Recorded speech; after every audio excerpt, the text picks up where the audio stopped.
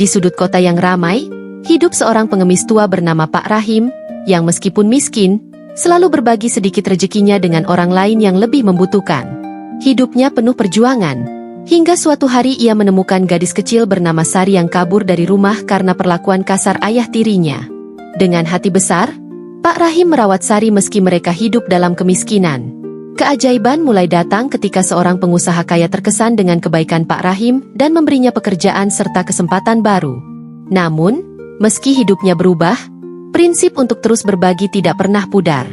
Kisah ini akan membawa Anda pada perjalanan penuh haru, inspirasi, dan pelajaran tentang arti kebaikan yang sesungguhnya, yang akhirnya mengubah tak hanya hidup Pak Rahim, tetapi juga banyak orang di sekitarnya.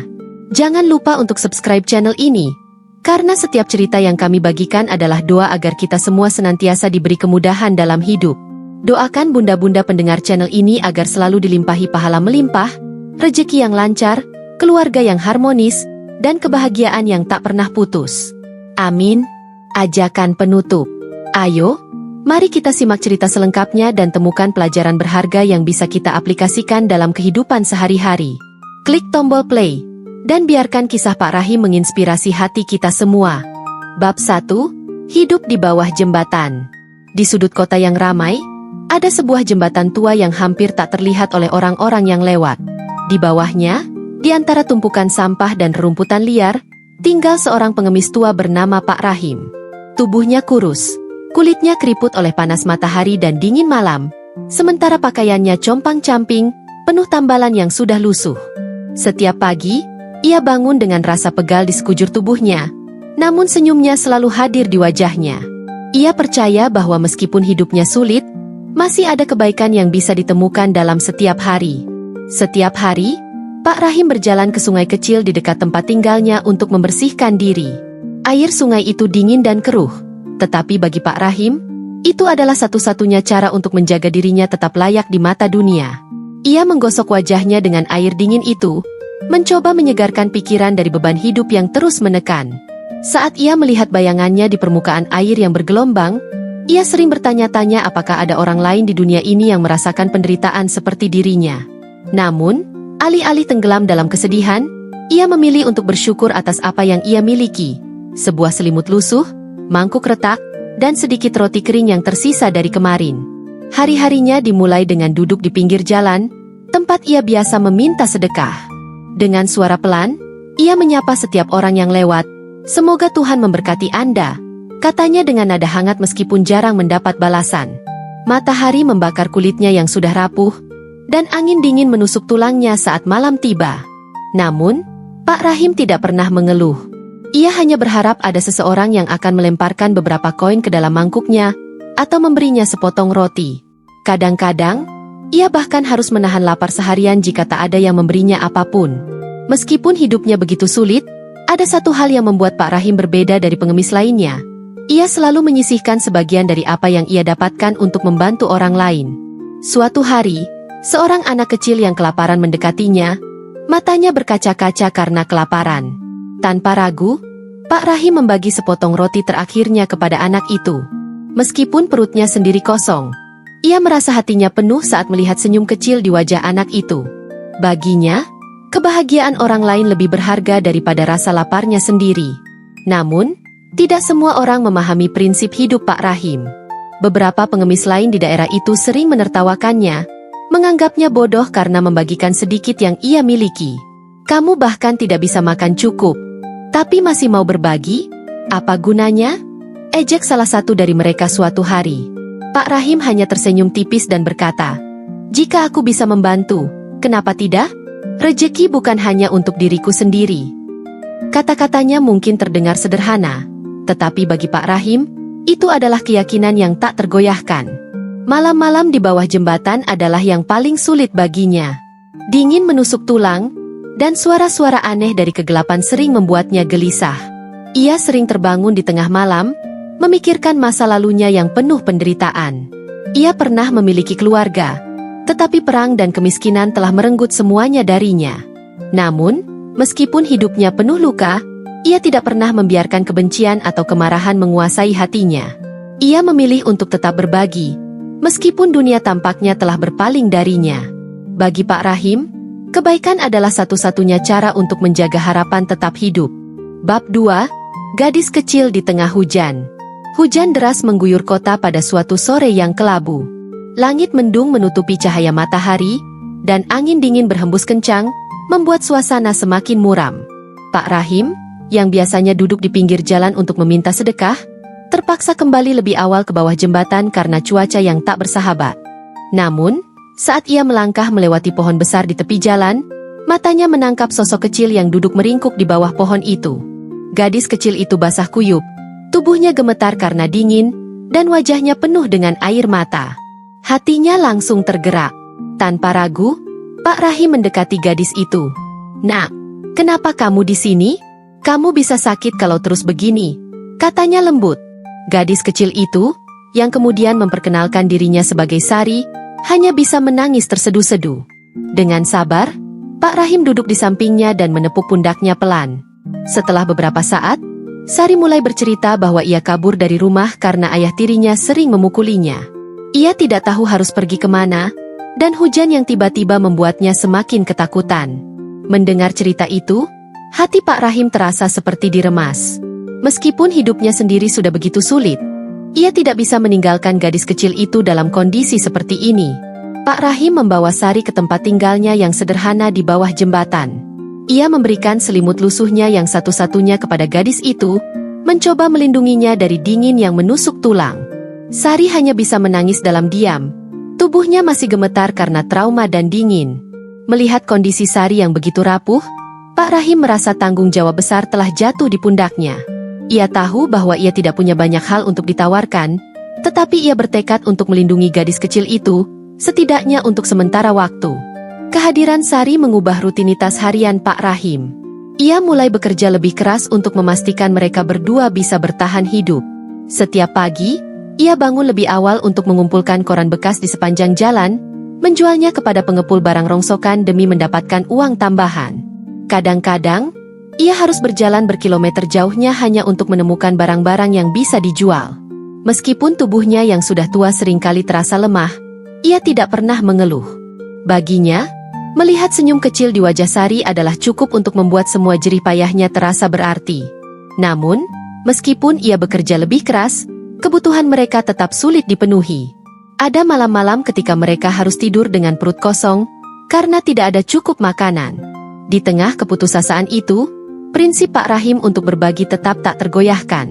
Suatu hari, saat ia berhasil mendapatkan sepotong roti dari seorang pejalan kaki yang baik hati, ia membaginya menjadi 2 bagian.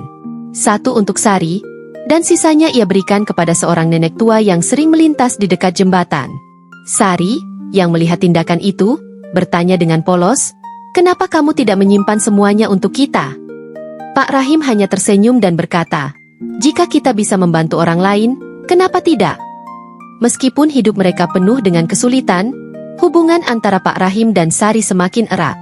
Gadis kecil itu mulai melihat Pak Rahim sebagai figur ayah yang ia tidak pernah miliki. Ia sering membantu Pak Rahim mengumpulkan koran bekas atau membersihkan area di bawah jembatan. Di tengah kehidupan yang keras, mereka saling memberikan kehangatan dan harapan. Namun, di balik senyum mereka, ada pertanyaan besar yang menggantung di udara. Sampai kapan mereka bisa bertahan seperti ini?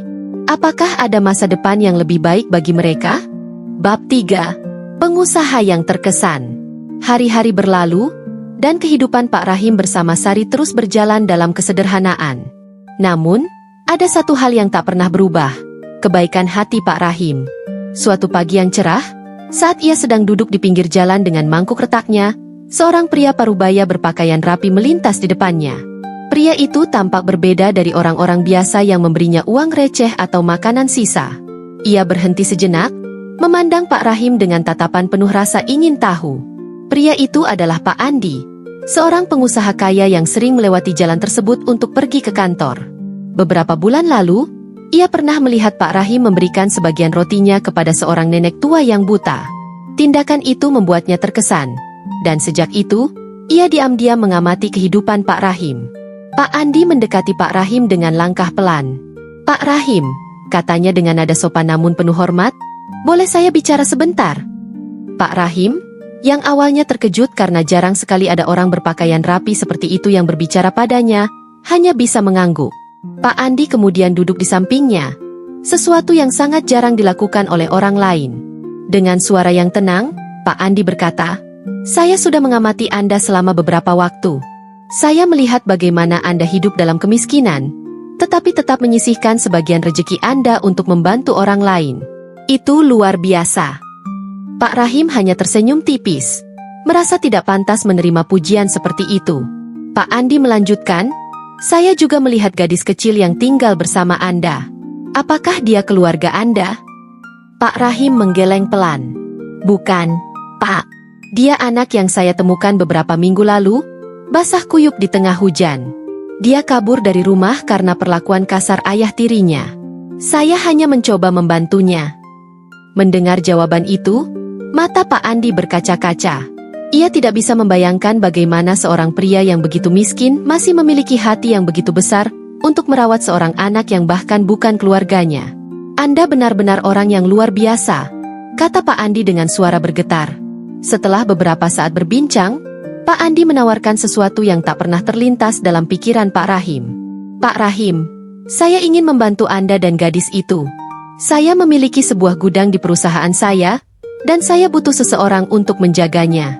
Pekerjaan itu tidak terlalu berat, dan saya yakin Anda bisa melakukannya. Selain itu, saya juga bisa membantu gadis itu mendapatkan pendidikan yang layak." Awalnya, Pak Rahim ragu. Ia tidak pernah membayangkan dirinya akan mendapatkan pekerjaan seperti itu, apalagi dari seorang pengusaha kaya. "Tapi, Pak, saya hanya seorang pengemis tua. Apa saya pantas menerima ini?" tanyanya dengan suara bergetar. Pak Andi tersenyum hangat. "Pak Rahim, Anda lebih pantas daripada siapapun. Anda telah membuktikan bahwa kebaikan tidak bergantung pada seberapa banyak harta yang dimiliki, tetapi pada seberapa besar hati yang kita miliki untuk berbagi. Ini adalah bentuk apresiasi saya atas semua yang telah Anda lakukan." Mendengar kata-kata itu, air mata mulai mengalir di pipi keriput Pak Rahim. Ia tidak bisa berkata apa-apa lagi. Hatinya dipenuhi dengan campuran rasa syukur, haru, dan ketidakpercayaan. Untuk pertama kalinya dalam hidupnya, ia merasa bahwa kebaikannya tidak sia-sia. Namun, meskipun ia menerima tawaran itu, Pak Rahim tidak melupakan prinsip hidupnya. Saat mereka berjalan pulang ke bawah jembatan untuk memberitahu Sari tentang kabar baik ini, ia berjanji pada dirinya sendiri bahwa ia tidak akan berubah. Meskipun keadaannya akan membaik, ia tetap akan terus berbagi dengan orang-orang yang membutuhkan. Baginya, kebaikan adalah napas hidupnya, dan tidak ada yang bisa mengubah itu. Di bawah jembatan yang dingin itu, Pak Rahim dan Sari saling berpelukan, merasakan sinar harapan pertama yang pernah mereka rasakan dalam hidup mereka yang penuh perjuangan. Bab 4. Hidup baru, prinsip yang tetap. Hari-hari pertama di tempat kerja baru menjadi tantangan besar bagi Pak Rahim. Ia tidak terbiasa dengan rutinitas pekerjaan sebagai penjaga gudang, apalagi lingkungan yang jauh lebih bersih dan teratur dibandingkan kehidupannya sebelumnya di bawah jembatan. Tubuhnya yang sudah tua seringkali merasa lelah, dan tangannya yang kasar karena bertahun-tahun bekerja keras kadang kesulitan mengangkat barang-barang berat. Namun, ia tidak pernah mengeluh. Setiap pagi, ia bangun lebih awal untuk memastikan dirinya siap bekerja, sementara Sari mulai beradaptasi dengan sekolah barunya. Gadis kecil itu tampak semakin ceria, meskipun masih ada bayang-bayang trauma masa lalu yang sesekali muncul di matanya. Meskipun hidup mereka kini lebih baik, Pak Rahim tetap menjaga prinsipnya untuk selalu berbagi. Setiap kali ia menerima upah dari pekerjaannya, ia selalu menyisihkan sebagian untuk membantu orang lain. Kadang-kadang, ia memberikan uang kepada pengemis tua yang dulu sering ia temui di pinggir jalan. Di waktu lain, ia membeli makanan untuk dibagikan kepada anak-anak jalanan yang kelaparan. Rekan-rekan kerjanya seringkali heran melihat tindakannya. "Pak Rahim, kenapa kamu tidak menyimpan semua uangmu? Kamu kan sudah punya rumah dan pekerjaan?" tanya salah satu rekan kerjanya suatu hari. Pak Rahim hanya tersenyum dan berkata, "Jika kita bisa membantu, kenapa tidak? Rejeki bukan hanya untuk diri sendiri." Namun, tidak semua orang memahami pilihan hidupnya.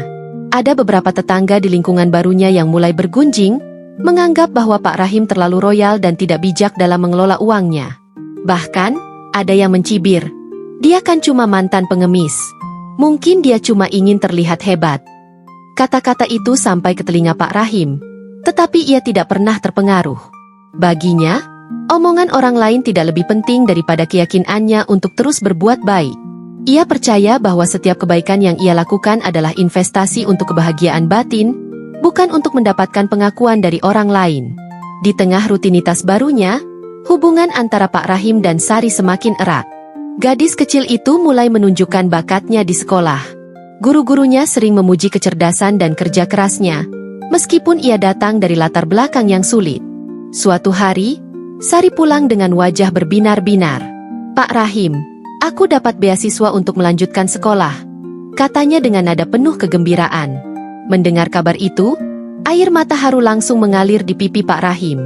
Ia merasa bahwa semua jerih payahnya selama ini akhirnya membuahkan hasil. "Kamu harus terus belajar, Nak. Jangan pernah menyerah," katanya sambil memeluk Sari erat. Namun, meskipun kehidupan mereka kini lebih baik, ada saat-saat ketika kenangan masa lalu masih menghantui Pak Rahim. Malam-malam dingin di rumah sederhana yang disediakan oleh perusahaan seringkali membuatnya teringat pada hari-harinya di bawah jembatan. Ia terkadang merenung, memikirkan bagaimana hidupnya telah berubah begitu drastis. Namun, alih-alih tenggelam dalam nostalgia, ia memilih untuk bersyukur. Ia sadar bahwa kebaikan yang ia tanam selama ini telah membawa berkah tak terduga, bukan hanya untuk dirinya, tetapi juga untuk Sari. Di akhir minggu pertama bulan ketiga di tempat kerjanya, Pak Rahim mendapat kabar mengejutkan. Pak Andi, sang pengusaha, memanggilnya ke kantor. Dengan nada hangat, Pak Andi berkata, "Pak Rahim, saya sangat senang melihat dedikasi Anda di sini. Anda tidak hanya bekerja dengan baik, tetapi juga terus membantu orang lain meskipun keadaan Anda sudah lebih baik. Saya ingin memberikan Anda bonus tambahan sebagai bentuk apresiasi." Pak Rahim terkejut, bahkan hampir tidak bisa berkata apa-apa. Ia hanya bisa menunduk dengan mata berkaca-kaca, merasa bahwa semua yang ia lakukan selama ini akhirnya mendapat balasan yang tak pernah ia duga. Namun, dalam hatinya, ia tahu bahwa kebahagiaan sejati bukan datang dari materi, melainkan dari kebaikan yang ia tanam di hati orang lain. Bab 5, Warisan Kebaikan. Beberapa tahun berlalu, dan kehidupan Pak Rahim serta Sari terus berubah dengan cara yang luar biasa. Sari kini telah tumbuh menjadi seorang gadis muda yang cerdas dan penuh semangat. Beasiswa yang ia dapatkan membawanya ke jenjang pendidikan yang lebih tinggi, dan ia mulai menunjukkan minat besar pada dunia pengabdian sosial. Ia sering mengikuti kegiatan sukarela di komunitas sekitar, membantu anak-anak jalanan dan orang-orang yang kurang beruntung. "Aku hanya ingin seperti kamu, Pak Rahim," katanya suatu hari saat mereka duduk bersama di halaman rumah sederhana mereka. "Kebaikanmu telah mengubah hidupku, dan aku ingin melanjutkan warisan itu." Namun, meskipun kehidupan mereka kini lebih baik, Pak Rahim mulai merasakan beban usia yang semakin tua. Tubuhnya yang dulu kuat kini mulai melemah, dan langkah kakinya tidak lagi secepat dulu. Suatu pagi, saat ia hendak pergi bekerja, ia merasa sesak napas dan hampir jatuh. Sari panik dan segera membawanya ke rumah sakit. Setelah beberapa pemeriksaan, dokter memberitahu bahwa Pak Rahim mengalami masalah pada jantungnya akibat bertahun-tahun bekerja keras dalam kondisi yang sulit. "Ia harus beristirahat total untuk sementara waktu," kata dokter kepada Sari. Mendengar kabar itu, hati Sari hancur. Ia tidak bisa membayangkan bagaimana Pak Rahim akan menerima kenyataan ini. Pak Rahim mencoba tetap tegar meskipun tubuhnya lemah. Ia tidak ingin menjadi beban bagi Sari atau siapapun. Namun, ada satu hal yang terus mengganggu pikirannya. Apakah ia masih bisa terus berbagi jika tubuhnya tak lagi memungkinkan? Suatu malam, saat ia duduk di kursi roda di depan rumah, ia melihat seorang ibu tua yang sedang berjalan tertatih-tatih di pinggir jalan, membawa barang-barang berat. Tanpa ragu, ia meminta Sari untuk membantu ibu itu. "Aku mungkin tidak bisa melakukannya sendiri, tapi kamu bisa melakukannya untukku," katanya dengan suara pelan namun penuh keyakinan. Sari mengangguk dan bergegas membantu ibu itu, meninggalkan Pak Rahim dengan senyum penuh kebanggaan di wajahnya. Meskipun tubuhnya melemah, semangat Pak Rahim untuk berbagi tidak pernah pudar.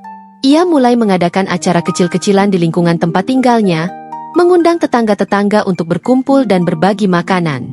Ia juga sering menceritakan kisah hidupnya kepada orang-orang di sekitarnya, menginspirasi mereka untuk tidak pernah menyerah meskipun hidup terasa begitu sulit.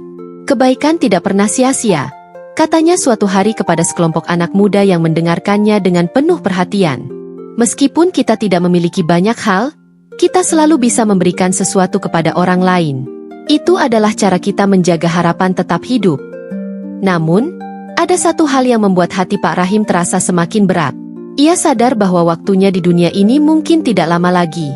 Suatu malam, saat ia duduk sendirian di halaman rumah, ia menatap langit yang dipenuhi bintang. Ia memikirkan semua orang yang pernah ia bantu. Nenek tua yang buta, anak-anak jalanan yang kelaparan, bahkan Sari yang kini telah tumbuh menjadi gadis hebat. Ia merasa lega karena telah melakukan apa yang ia yakini benar selama hidupnya.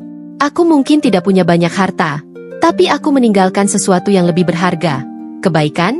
Gumamnya pelan, air mata mengalir di pipinya yang keriput.